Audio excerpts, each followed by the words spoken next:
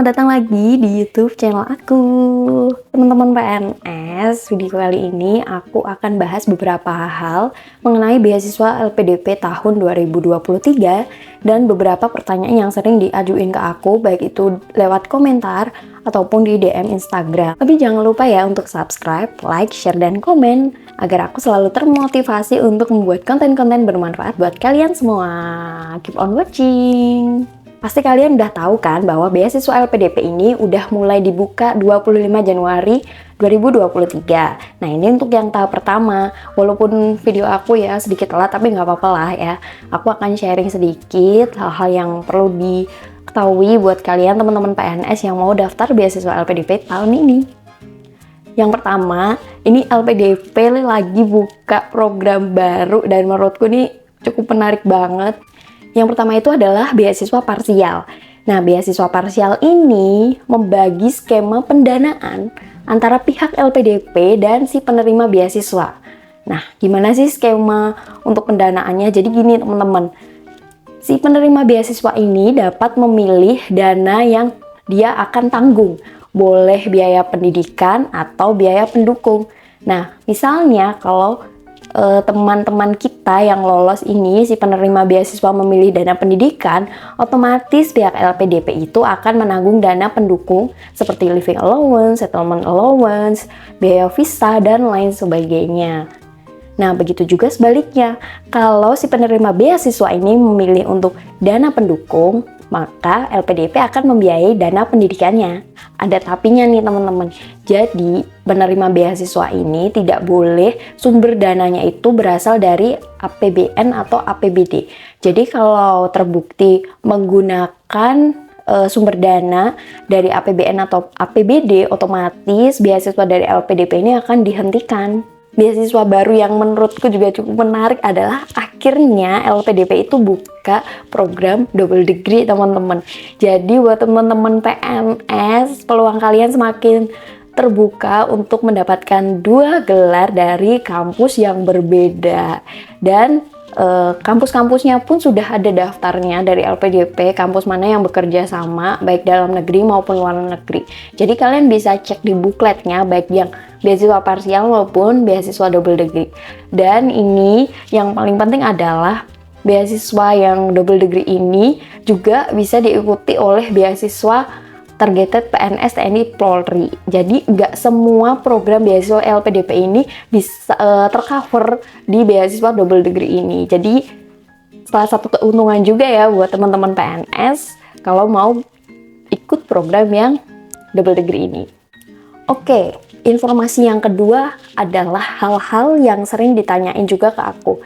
Sebenarnya boleh nggak sih PNS itu ikut program beasiswa yang lain? Maksudnya mungkin bukan cuma targeted PNS, TNI, atau Polri, tapi mungkin yang mau ikut reguler atau PTUD, yang perguruan tinggi utama dunia, ataupun yang program lainnya. Nah, jawabannya adalah sangat boleh. Karena seperti yang aku udah bahas tadi di poin yang pertama, itu bahwa yang double degree itu bisa diikuti oleh atau tercover gitu untuk beasiswa yang PNS, TNI, atau Polri. Artinya kalian para PNS bisa coba program yang lain. Dan juga ada temen aku, ini dia PNS tapi ikut beasiswa afirmasi karena dia ikut yang Putra Putri Papua. Jadi nggak harus kok kalian ikut program yang beasiswa targeted PNS, TNI, atau Polri. Yang menjadi catatan di sini adalah kalau kalian ikut program beasiswa yang lain, pastikan kalian membaca bukletnya secara detail ya, supaya tidak ada informasi atau berkas kalian nanti yang kurang. Informasi yang ketiga ini juga sering banget ditanyain ke aku, apakah CPNS itu boleh sih ikut seleksi beasiswa seperti ini? Nah, ini disclaimer dulu ya, ini menurut pandangan aku. Jadi buat teman-teman yang CPNS itu juga terbuka lebar kesempatannya untuk bisa ikut seleksi beasiswa LPDP, karena memang ada poin di bukletnya beasiswa LPDP itu, khususnya yang targeted PNS, TNI, Polri, bagi calon pendaftar yang itu dari sekolah kedinasan dan belum diangkat jadi CPNS, itu bisa ikut seleksi dengan menyertakan surat izin seleksi dari kementerian atau lembaga yang bersangkutan, seperti itu. Jadi ini berlaku juga sih kalau menurut aku untuk CPNS di kementerian atau lembaga lain. Jadi gini teman-teman, LPDP itu memberikan kita kesempatan untuk mendaftar di kampus tujuan itu dengan rentang waktu 18 sampai 24 bulan. Kalau di tahun aku daftar di tahun 2021, karena memang pada saat itu masih masa pandemi, jadi aku diberi kesempatan 24 bulan untuk mendaftar kampus tujuan. Jadi mungkin ya kalau sekarang sih bisa aja dikurangi jadi 18 bulan, tapi kalian jangan khawatir. Contoh kasusnya seperti ini. Misalnya nih, kalian adalah CPNS yang nantinya pada bulan Maret tahun ini akan diangkat menjadi PNS. Nah, kalau kalian baca di SE Menpan nomor 28 tahun 2021 itu, bahwa surat tugas belajar itu dapat diberikan dengan ketentuan itu terhitung masa kerja 1 tahun sejak diangkat jadi PNS. Nah, misalnya kalian diangkat PNS tahun ini dan kalian ikut seleksi tahun ini, otomatis nanti kalian bisa daftar kampus itu mulai tahun 2024. Karena LPDP kan seperti yang aku jelasin tadi, mereka akan memberikan kesempatan kalian untuk mencari itu 18 sampai 24 bulan. Tapi alangkah baiknya setiap hal yang mungkin kalian masih ragu-ragu itu kalian koordinasikan dengan biro kepegawaian kalian terlebih dahulu, atau bisa kalian tanya lewat tiket bantuan LPDP, karena biar enggak misinformasi juga sih. Kan ini kan juga istilahnya pendapatku aja gitu. Kalau menurutku sih sah-sah aja kalian ikut seleksi LPDP sekarang, nanti cari kampusnya itu di tahun depan masih oke, sambil nunggu masa kerja kalian itu genap 1 tahun. Informasi selanjutnya yang juga sering ditanyain ke aku adalah, mungkin ini salah satu yang menjadi kegalauan para PNS mau ikut seleksi beasiswa gitu ya. Tidak lain dan tak bukan adalah masalah gaji gitu. Jadi gini teman-teman, selama tugas belajar itu aku tetap mendapatkan gaji pokok gitu. Tapi aku gak dapat tunjangan jabatan gitu, karena posisi aku itu adalah jabatan fungsional tertentu. Otomatis tunjangan jabatan yang melekat di gaji pokok itu otomatis udah nggak ada, karena aku diberhentikan sementara waktu dari jabatan fungsional. Dan aku juga masih dapat tunjangan kinerja. Nah, untuk tunjangan kinerja itu berdasarkan kebijakan masing-masing instansi. Jadi gini, kalau di aku itu dipotongnya 50%, ya lumayan sih. Nah, bisa jadi di tempat kalian itu potongannya berbeda dari instansi aku. Bisa jadi ada yang dipotongnya 80% atau bahkan gak dapat tukin sama sekali.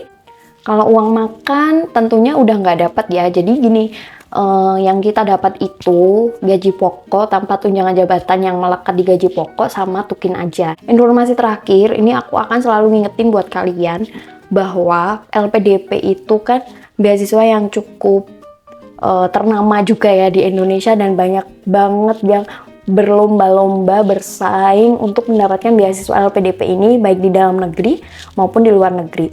Jadi aku nggak menyarankan kalian itu persiapannya mepet, karena based on pengalaman aku itu sampai les TOEFL, mengikuti tes TOEFL berkali-kali karena emang pada saat itu nilai TOEFL aku tuh masih kurang dari persyaratannya. Tapi itu nggak menjadi halangan aku untuk terus berusaha untuk mendapatkan beasiswa LPDP ini.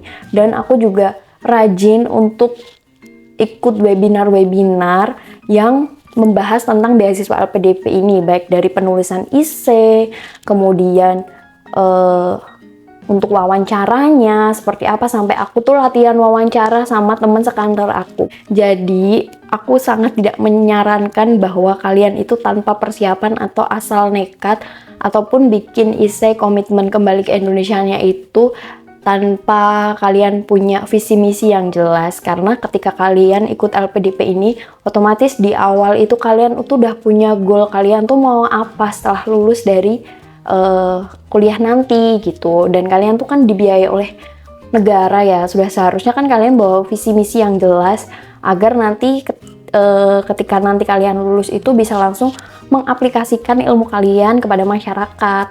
Buat teman-teman PNS yang tahun ini akan mendaftar beasiswa LPDP, aku ingatkan sekali lagi, kalian harus persiapan dengan sebaik-baiknya.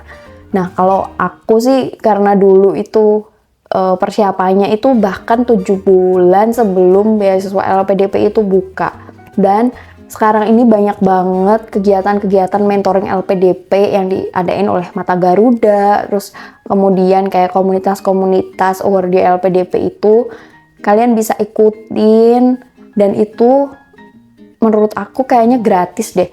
Dan di situ kalian bisa latihan, wawancara dengan mentor-mentornya, terus kalian juga bisa dapet tips-tips untuk lebih percaya diri dalam menjawab setiap pertanyaan interviewer. Dan yang paling penting adalah kuasai apa yang sudah kalian tulis di saat kalian mendaftar gitu, karena itu akan dikonfirmasi lagi dan kalian nanti meyakinkan interviewernya ya pada saat kalian sudah seleksi substansi atau seleksi wawancara gitu. Dan yang mungkin masih bingung, kalian bisa loh untuk mengajukan pertanyaan lewat tiket bantuan LPDP, atau kalian bisa telepon langsung CS-nya LPDP. Jadi kalau ada keraguan tuh langsung gitu loh tanya ke LPDP supaya nggak misinformasi ya. Dan tetap semangat buat para pejuang beasiswa LPDP, semoga tahun ini kalian lolos. Sampai jumpa di video selanjutnya. Bye-bye.